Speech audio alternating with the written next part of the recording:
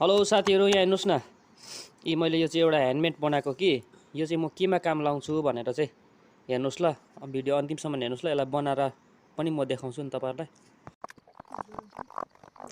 अन्त यसलाई चाहिँ यसरी मजाले खिपेर हैन, खुर्की खार्की बनाएर टक्कै माथि राउन्ड सेपमा तल सेप खिपेर टक्कै खिपिसकेपछि यसलाई साइन पेपर लगाएर चिल्लो बनाएर हैन, अनि यसको मुनि छेड्नुपर्छ। माथि अब यो चाहिँ मैले एउटा गाडीको लक बनाउँदै गरेको हैन।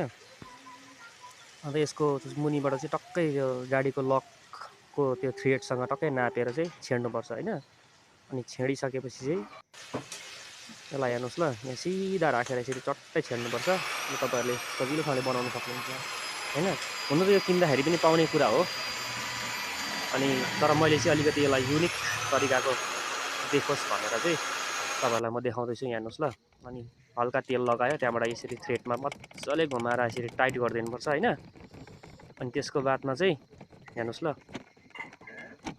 हुनु चाहिँ अब चटक्कै देखिन्छ नि त हैन। एक प्रकारको युनिक देख्छ है। हेर्नुहोस् यो भयो एउटा चारटै मैले यसरी टक्कै हालिदिएको छु बनाएर हैन। तपाईँलाई एउटा भन्नु सर्टमा देखाएको। यदि भिडियो अब यहाँसम्म हेर्नु भने चाहिँ एउटा लाइक